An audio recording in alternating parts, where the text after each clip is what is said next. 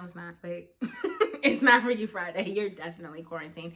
Hey, you all. Welcome back to my YouTube channel. If you are a new viewer, hey. If you are a returning viewer, hey, Thickies. You're looking real yummy if I do say so myself. Let's grab a healthy snack. Get comfortable. We're going to be here for a little bit.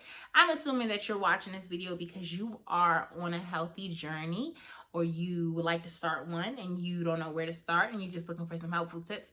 Regardless, I'm happy that you're here. If you have not already subscribed, go ahead and hit that subscription button below if you like what you hear and would like to see more of it. This is Fitness Friday number 5, y'all. Number 5.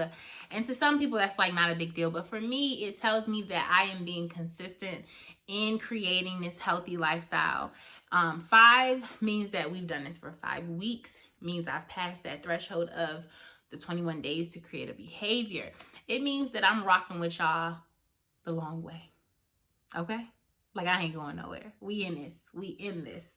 Okay? So, we will be covering April 11th through April 17th. Remember that you are always kind of sort of a week behind me when it comes to my weight updates, but you are definitely in the mix when it comes to how my week went. So on April 11th, I weighed in. And guess what? Your girl lost.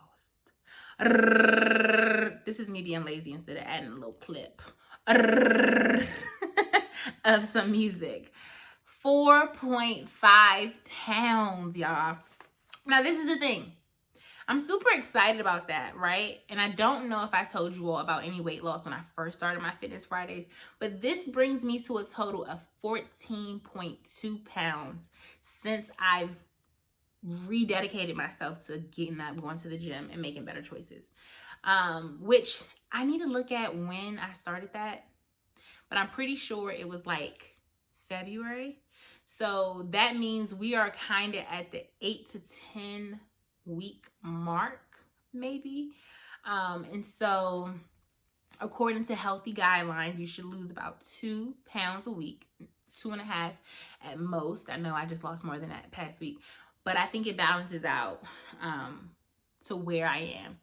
And I'm super excited about it. I'm not more excited about the number on the scale this week than I am previous weeks, but I am excited to see that me upping my activity amount and me kind of setting a goal at the beginning of the week and how it shaped my choices and being able to see the fruits of it. I'm kind of excited about that, and we'll talk more about that in this video. So let's get into this previous week's wins. The first win that I would like to talk about, which we will discuss in our topic for this video, is that I have officially reached 2 weeks of jumping rope. The second thing is that I met my exercise goals, right? So if you have an Apple Watch, it recommends that you work for 30 minutes, work out 30 minutes a day.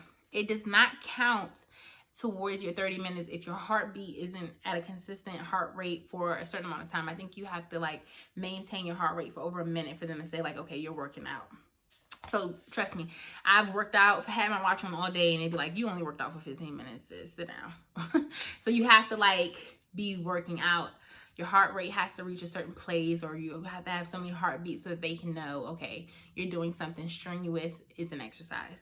So I'm happy to have met my exercise goals and my activity goal. So I mentioned, I think 2 videos ago, that I decided to double the calorie amount that I'm burning according to my Apple Watch so that I can kind of see, like, you know, push myself a bit. Trust me, that number is not high. Let me just put that out there. But I've been meeting my activity goal as well every day last week. So that is a win. My third win is that I ate. This is always going to be a win on my list because I am being transparent when I say that I'm changing my relationship with food, and it is a constant renewal of the mind. When I tell you that I've eaten, it's not to say that I've had an eating disorder, and there's no shame for people who do, but it is to explain to you that when we choose to become healthier, sometimes we put behaviors on foods and we say, I can have this and I can't have that. And what I'm trying to teach myself is if I have that, I can't have a lot of it. Or if I have that, I need to have it in moderation, or would me eating this at this time benefit me? So now that I'm working out, and I prefer to work out in the morning, sometimes when I'm eating dinner, I have to ask myself, Is what I'm putting in my body going to make me sluggish tomorrow? Is what I'm putting in my body going to make me sluggish for the rest of the day? Is it going to benefit me when it comes to my skin, my hair? Like, now I'm thinking more on a holistic, big picture point of view versus just, no, you can't have it because you're trying to lose a weight. You're trying to lose, I said a weight. You're trying to lose a pound this week. You're trying to lose 5 pounds. You know what I'm saying? Like, that creates a really negative relationship with food. Whereas I want to see food for what it is. And I want to also be able to tell myself, like, you know what? You're at a party. This cake looks delicious. Enjoy. Because you're going to get up tomorrow and you're going to work out because you've created the lifestyle. I hope that makes sense. The fourth thing is that I did make a new meal. For many of you, you're going to be like, you're too old to have just been making that for the first time. But I'm the type of person where once I know how to make something according to my taste buds, I won't eat out and get it. So I made chili this week. I know, so basic. But it's basic to someone else, but it is a new item in my pantry, my cookbook, my kitchen, whatever. Because now, instead of spending money at Potbelly's, which is where I normally would go and get chili, I can go to the store and be like, okay, bet I'm making chili this week. And that's really nice because I made it and it was a hit, okay? It wasn't this week that I did this, but I just want to put it out there because I don't think people talk about, you know, the ups and downs. I tried to make collard greens. Now, throw your stones. I really don't care. I have been spoiled to not have to make collard greens for years because I have family members who make it and they make it so well. So like my mom was here recently. She brought up a whole lot of them, right? When I go home, I can go to my aunt's house. I can go, my grandmother, may she rest in peace, when she was here. Like people who just was making it. So I never really had to get in the kitchen and like help. I would help tear up the greens and things of that sort. I'm getting off topic. But now that I live alone and I'm grown, one day I was like, I think I really want some greens. Like I want to eat a bowl of greens. And I realized I had never made it on my own. So I did make some. It was trash. So I will be working on that recipe again. But nonetheless, my point is I'm trying new things in my kitchen, which will help save money on eating out, which I'm not a big eating out person. But nonetheless, I also get to control what's healthy about it and what's not, right? So when I make my chili, I know what's going in it. I know the portions. I know, you know, I know everything about my chili versus I really didn't know what Potbelly chili was on. I just knew I was good. I knew it was good. My fifth win is that I exercised even when I didn't want to. You're going to get tired of this one, but it is a win for me. When you are recreating your life and habits, you have to continue to celebrate when you do small things well. Because baby, when you mess up, that thing hit different. Okay, so I am celebrating publicly that I also worked out on days that I really didn't want to, because even when you're creating a lifestyle, there are days that you're like, oh, I don't feel like doing this. Okay, so next week's goals. I would like to add some in-house cardio to my workout. There is a, I don't think I tagged her information below. I would try to remember to do it this time. But there is a YouTube, not a YouTube, an Instagrammer who she does videos every day at 12:30. She's so sweet. Her energy is so contagious and it's so like cozy working out with her. Usually around 12:30 I'm working, but her live lasts for 24 hours. And so a couple weeks back, I was like, okay, I can't do 12:30, but I could do it first thing in the morning. And so my next week's goal, which would be for April 18th through the following week, is to try to get up and try to get into her videos, because I believe that the things I'm doing will allow me to burn fat, but I want to make sure while I'm burning fat, I'm also toning. So that impacts the scale when you do that. When you're building muscle and you're toning your body, you're seeing inches come off, but the scale may not move because you're also building muscle. So I'm saying that to you, but I'm also letting it be known that I'm aware of that. And so it's okay if over the next couple of weeks, I don't see large scale moves. I want to see things like my booty and getting rounder. I want to see my arms getting toned. I want to see my legs taking shape, things like that. So that's kind of the goal I have. It'll continue to be on my goals. And I also want to try another recipe. I would like to continue seeing myself try different recipes, because I do not want to become bored with food. And I do not want to believe that the only way to get into a healthy lifestyle is to eat meat, vegetables, fruit, and water. Like, I want to learn how to incorporate pasta, steaks, fried foods, things like that into my weekly menu that balances out, you know, the lifestyle I'm trying to create. So we have a few minutes. I'm going to jump right into today's topic, which is jumping rope and listening to your body. So in next week's video, if everything goes well, you all are going to get to meet the young lady who I jump rope with in Columbus. But I do want to speak to the jumping rope because I do think it played a major role in my weight loss for this week. And I just want to say a couple things.